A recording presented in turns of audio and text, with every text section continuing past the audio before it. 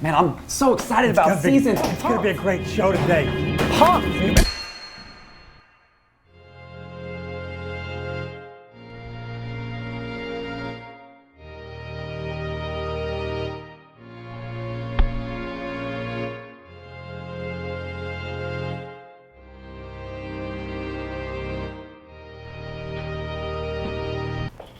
Oh my God!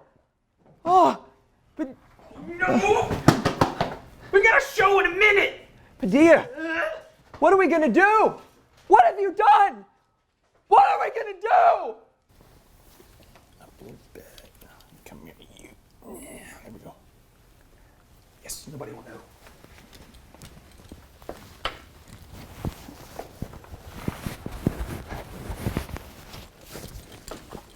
Hey everybody, it's me, Rob Strano, and it's time for the Golf Kingdom. First up, it's Build It. Next, Pop Culture. Then, Talk Nerdy. Then we're gonna go on the trip to the library for the Golf Kingdom Library. Next, it's time to rise. Are you ready? Because it's time to build here on the Golf Kingdom.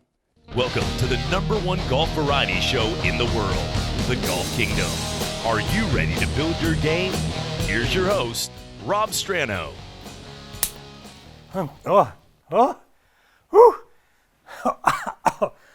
Ow, what the heck?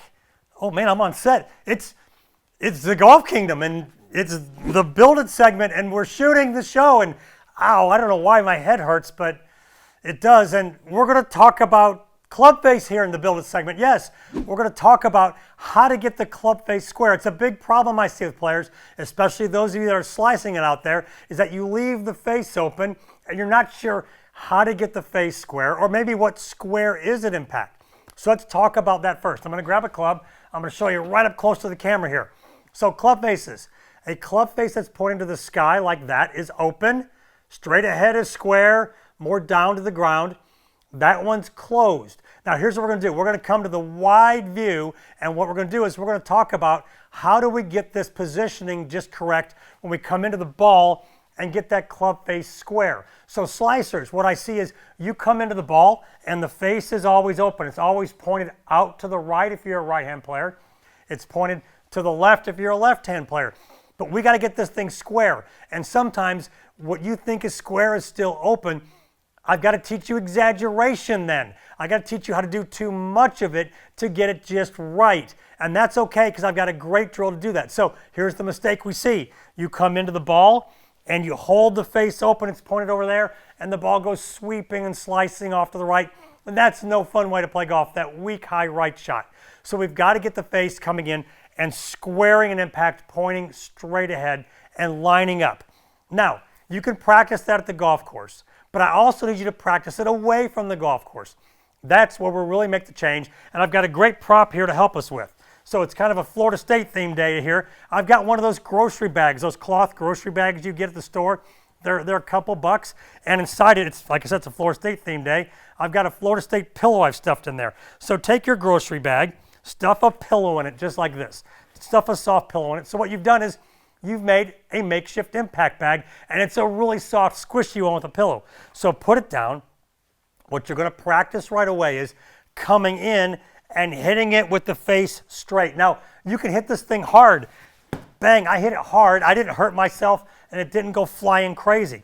So what I'm going to do is I'm going to put it down, and I'm going to first start off trying to learn how does that face line up straight. Bang, say I hold it there, the face is straight. The mistake would look like this. I come in and I hit it like that, and the face is pointed towards the sky. That's the one I see everybody do, because you think, oh, I got to hang on to lag, and you start doing this, and that face is pointed over there. That's not how we line things up. And the great thing about these bags is they have handles on them, so you just drag them right back in place. So I've got to come in and get to here and turn that club this way. Turn it and bang it. Now, the question is, if you go to the golf course after practicing this and you're still hitting slices, we need to exaggerate it. So instead of hitting it square, we're going to try to hit it with the nose of the club, not the toe, which is on the face. The nose I call right there. So you're going to come in and you're going to overdo it. You're going to try to hit it with the nose of the club so the face is pointed at you like that. So if you do that, you're going to get the exaggerated move. I come in, I'm coming in, I'm trying to hit it that way, boom, and extend, and get this feeling of the right arm crossing over the left a little bit as I come through, and the club face pointed behind me. You do the exaggerated thing, you know what? You're going to start hitting some draws and maybe some hooks and get rid of that slice. So practice it normal, and if that doesn't work, exaggerate it and hit it with the nose of the club, and let's see if it'll get rid of some of those ugly slices.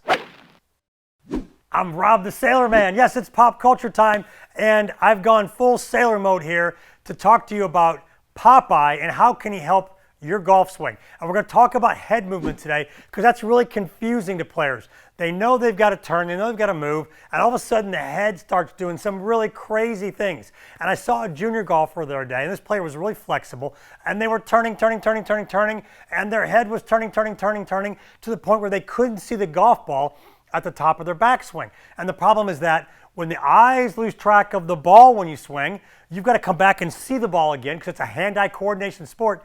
You've got to come back and see the ball. And the problem is your eyes are trying to find it and you're trying to hit it and you can't do it. Let me give you an example of what I talk about as excessive head movement. Let's look at a picture here on the 60-inch monitor.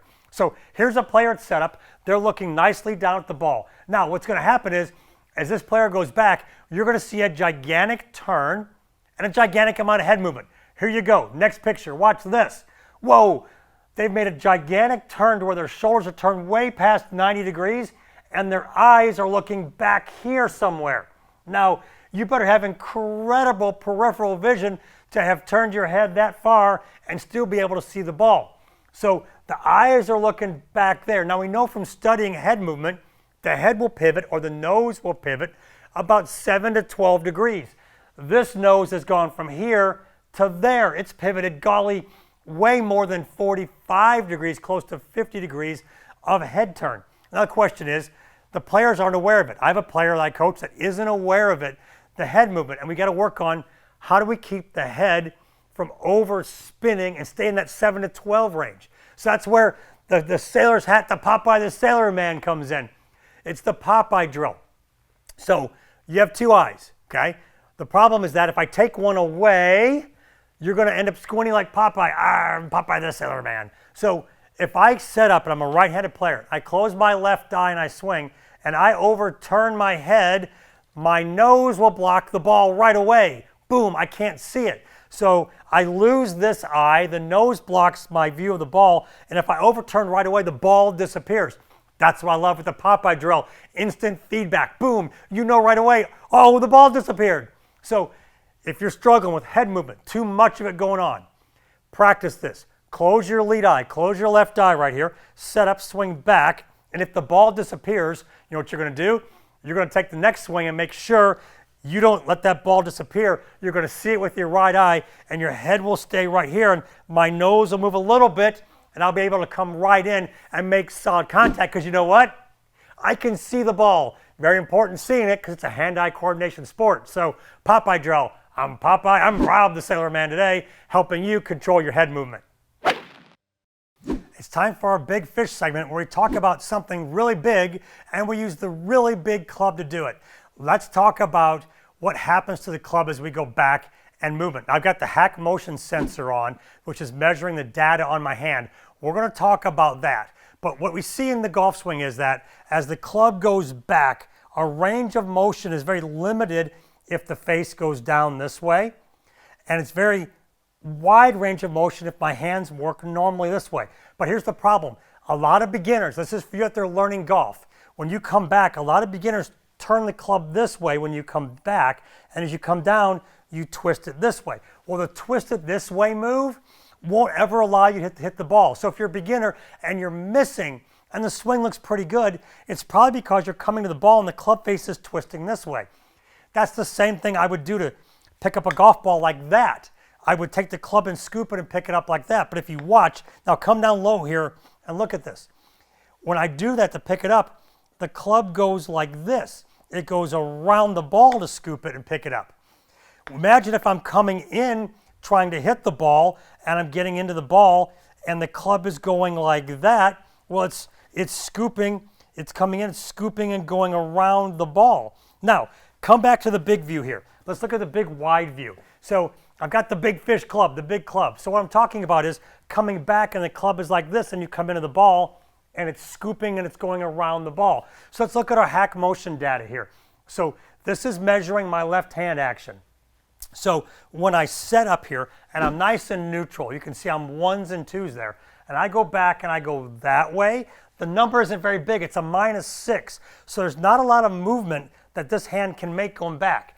Now watch, when I go back and I go this way as I should, that number gets a lot bigger as I go back. So I turn this way and the number increases and gets into double digits there as I go back. You can see I'm getting double digit numbers there. So I'm very neutral here, very low numbers. I go back, I twist, and I get big numbers. That was a 24 there as I go back. So range of motion is here in the golf swing, is the hands and arms going this way and coming down and squaring the face, which we talked about in the Build It segment. I do not want to go back and turn the club that way because there's no range of motion there. So if you're not getting the club back, if I turn it and go there, that's all the farther backswing I can make. I can't go back very far. If I do it the right way, man, I can go all the way back and make a big backswing as I go back. So we got to understand, twisting this way is the wrong way. It's counterclockwise for me as a right-handed person.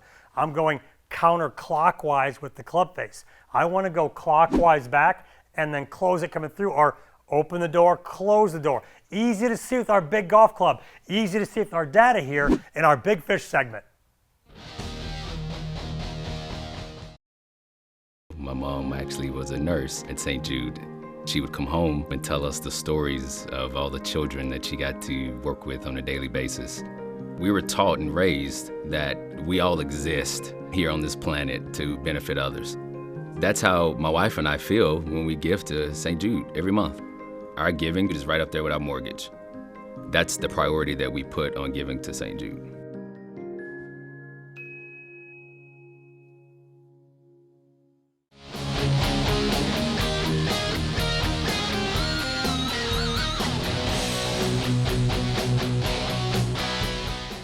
Welcome back to the Golf Kingdom, and it's time for Talk Nerdy. Yes, we're going to get down to the nerdy stuff of golf. We're going to talk big nerdy stuff. We're going to talk numbers. I need you to get some numbers in your head, like pi. And by pi numbers, I don't mean cherry pie numbers or apple pie numbers. I mean pi, the formula, 3.14, blah, blah, blah, blah, blah, blah, blah. We're going to talk about putting and what they mean when they say the ball came up one roll short or one turn short of going in. So here's what they mean. So you'll see it on TV. The ball will stop right here, just short of the hole, and they'll go, oh, it just needed one more turn and it would have gone in.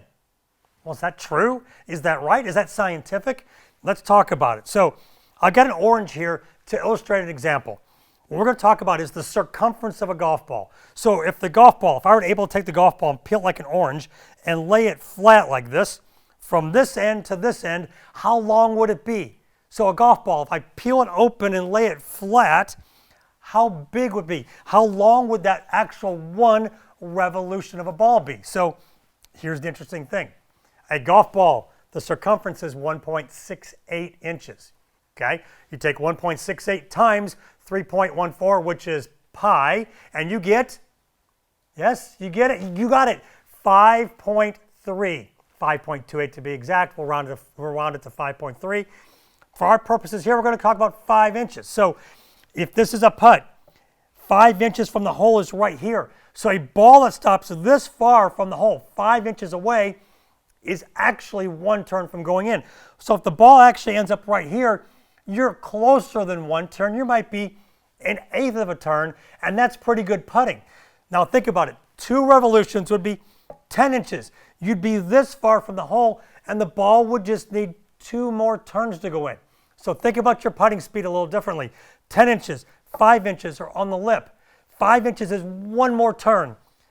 2 turns is 10 inches. So if it's just barely on the edge, you were way closer than 1 revolution to making a putt. And think about it.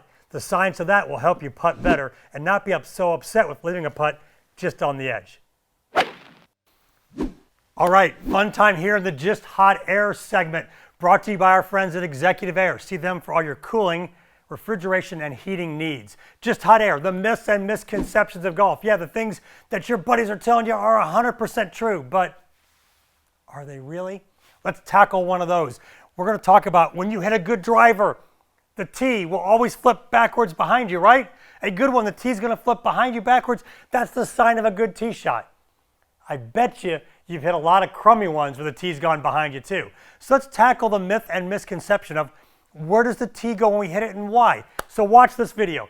I got a great video. Here's the first one. Ball on the tee. Driver comes through. Look, perfectly clipped off there. That tee did not move at all. That's one where we come through and clip it off the tee perfectly. Now watch this one. This one comes through and they just nip the very top of the tee. They come through, just clipping the top of it. It falls forward and springs backwards. So watch it again very closely. We're gonna stop it here. Stop it right there. So see, that's just clipped the top of the tee, and the tee is tipped forward. Okay, run the video again. Now you're gonna see the tee as it comes backwards, clips it, and springs back. This would be the one where the tee would go spinning behind you that way. But it's just catching the top of the tee, high on the face, and that ball, once again, a good strike going out there. So this is one where we would say the tee would go behind you. These are all tour players, and we clip the top of it, and that tee is rebounding and going backwards behind you. Now let's watch this one. Another good driver, another tour player, but watch that tee. Watch that tee right there. Oh my gosh, that tee is flipping over this way. So he's hitting it solid in the middle of the face. He's hitting more of the tee, and that tee is tumbling over. So watch it again here. As he comes into impact, he's going to come in right here. He's going to come back in. So as he comes in, we're going to stop it right here. Impact, stop, bang, right there. So you can see the bottom of the driver is way down here. Here's the top of the tee. Here's the bottom of the driver. So that is hitting the tee way in the middle. That tee is going to hit and spin backwards. Watch it. Here we go. So we're going to run it through. That tee tips over, and then the tee comes out of the ground and spins that way. This is a perfect example of it's just hot air. Where the tee goes doesn't matter, because I can hit it here, there. I can hit the ground, and the tee will go wherever it wants to go. So don't worry about where the tee goes when you hit a tee shot. This has been another myth and misconception in our Just Hot Air segment, brought to you by Executive Air. Okay, we're going to go inside the ropes and talk about things we do as tour players you may not be aware of, because you know what? You're not inside the ropes. You're not on the green. You're not in the fairway. You're not on the tee or on the practice area with us to help figure out what's going on and how do we do certain things. So we're going to start real simple inside the ropes. And we're going to talk about what do we carry in our pocket. So as a tour player, I always carried a large coin for when I would mark a ball a long way from the hole. Then I would carry a penny and 3 tees. So with these new plastic tees, I got these 3 nice plastic tees. Even when I had wooden tees, I didn't want a pocket full of 30 tees. I would carry 3, and if I break one, I'd put another one in my pocket, because I didn't want my pockets jammed full of stuff. I never carried extra golf balls, okay? The large coin and then the penny. Now, the penny's a real important part of this, because you got to understand, and I see this all the time, so we're going to come down low and look at this.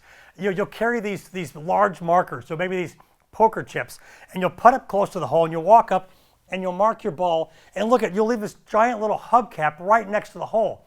On tour, if you don't put a penny down there or something not very shiny and small, you know what? You're going to hear about it in the locker room, or maybe right then and there. I've had tour players where another player's put down a big ball marker, and they said, get that out of there and put a penny down there, and if you don't have one, I'll give you one. So in these serious competitions on tour, they're serious. Don't you dare put a big marker down next to the hole. Put a small marker, a dull penny down next to the hole. That's why you carry a large coin for long putts far away so you can see it when you're reading the green. When you get close, you put your penny down. And then once again, we're not clogging our pocket. We just have 3 golf tees in there. Now, let's talk about this thing, the golf ball. Now, I can't remember the last time I had to buy golf balls, okay, because I've been a professional for a long time. But here was my rule as a tour player. I changed this ball every 6 holes, or if it made a bogey, because you know what? If it made a bogey, it wasn't my fault. So I didn't play 18 holes with a ball. I changed it periodically because I wanted a good ball in play. So think about it. Go out there, play with a good ball, change every few holes, and then once again, make sure your pockets are not clogged full of stuff, and to be more inside the ropes like we are on tour. Do you struggle with your hands being too active when you putt? Well, Fusion Dynaline Training Aid is what you need to putt better. It clamps on your putter, you drop your alignment stick in the training aid, you put the training trident on the top of it, and then it touches your body and locks your stroke in place. It's impossible to wiggle your hands. Get Fusion Dynaline to control your stroke. Visit fusionputting.com Place your order and get free shipping today.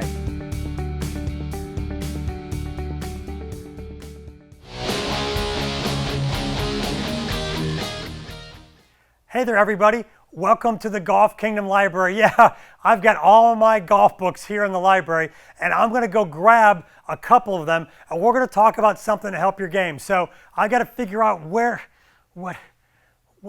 section these are in. I think they're over here. I think they're in this section. Back in a second.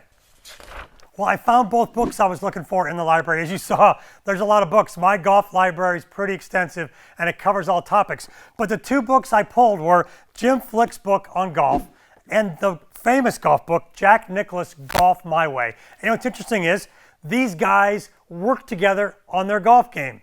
Jack Nicklaus' coach was Jim Flick. And in the books, they talk about the same things, which is really, really interesting. So let's show you Nicklaus's book. So here's the cover of his book. So pretty cool. The cover of Golf My Way. Now, the interesting thing is we're going to talk about tempo of the golf swing. How do you swing? The speed of the swing. This is something these guys worked on, and they talked about it in their book. So in Golf My Way, on page 170, Jack Nicklaus talks about it. So let's go to page 170 here in the book. So page 170, we're looking over here on this page. So right here in the middle of the page, show everybody the quote. On the next picture here, there's the quote right there. And it says, "I merely try to feel that they are not moving any faster on the first half of my forward swing than they were during the latter half of my backswing." So he's talking about rhythm here. He's talking about nothing moving faster at different points.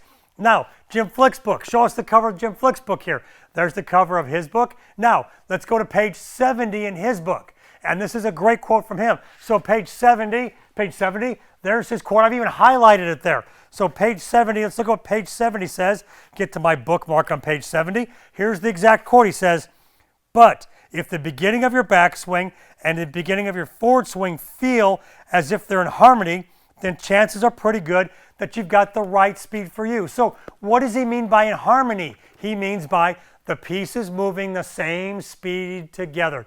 Nicklaus always said he felt like his swing moved the same swing back and the same swing down. And Jim Flick talks about the harmony. He always said to Mr. Nicklaus, swing back and swing down, those two starting points at the same speed. So two great books right here. Golf My Way, which is upside down, Golf My Way, and Jim Flick's book. They talk about harmony, they talk about rhythm, and they talk about keeping them equal to help your game.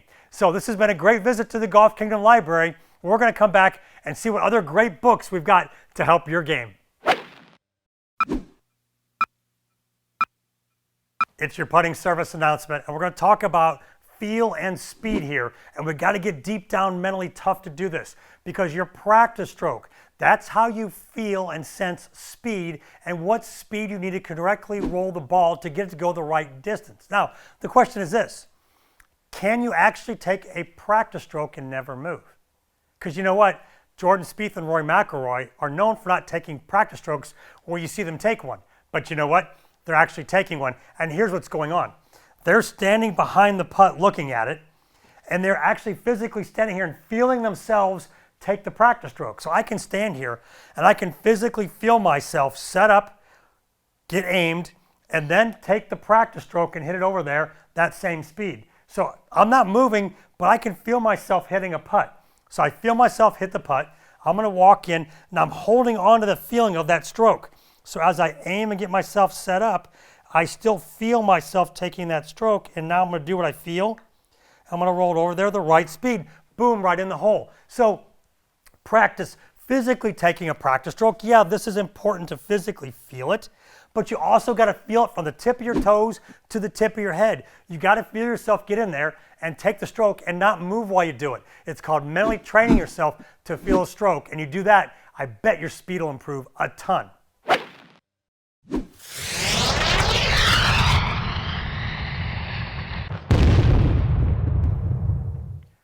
Time to rise. It's always about something key to help your golf game and help you in life. Nothing different today about that. We're going to talk about focus and staying on task. So junk science, the phrase multitasking, it's just junk science. It's a way for us to sound really competent by saying, I can do a bunch of stuff and you can't do it. You know what? research tells us that multitasking is a myth. What happens is you start a bunch of stuff, nothing gets done, and if it gets done, it's wrong. You want to understand that. Research tells us one task, get it done, focused on one thing. Tour players, you give us one thing to work on in our game, we're going to work on it till we got it. We're going to grind on it. As coaches, we give our players one thing to grind on and work on till they got it, then we give them the next thing. I tell the players in the military I coach and the parents of kids I coach, I say, give your kids or your people one command. Give them one order and say, when you're done, come back and I'll give you the next one. That's why as a coach, I'm going to give you one thing to work on, and when you've got it, we're going to go on to the next thing. Because learning research tells us if I give you one thing to work on, you got a 90% chance of getting it right. If I give you two things, 90 becomes 50. If I introduce a third thing, 50 becomes 20. So stay focused on task, whether it's on the golf course or at home. Pick one thing, stay focused on it, stay on task, and get it done. And you find you'll do a lot more right things on the golf course and in life.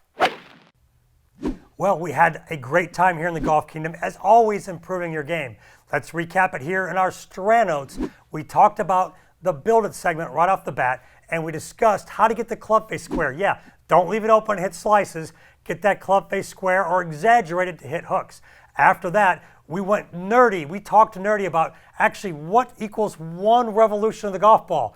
So when you say, oh, it was one turn short, what does that really mean? Then after that, it was a trip to the Golf Kingdom Library where we looked at two great books that talked about tempo to help your game.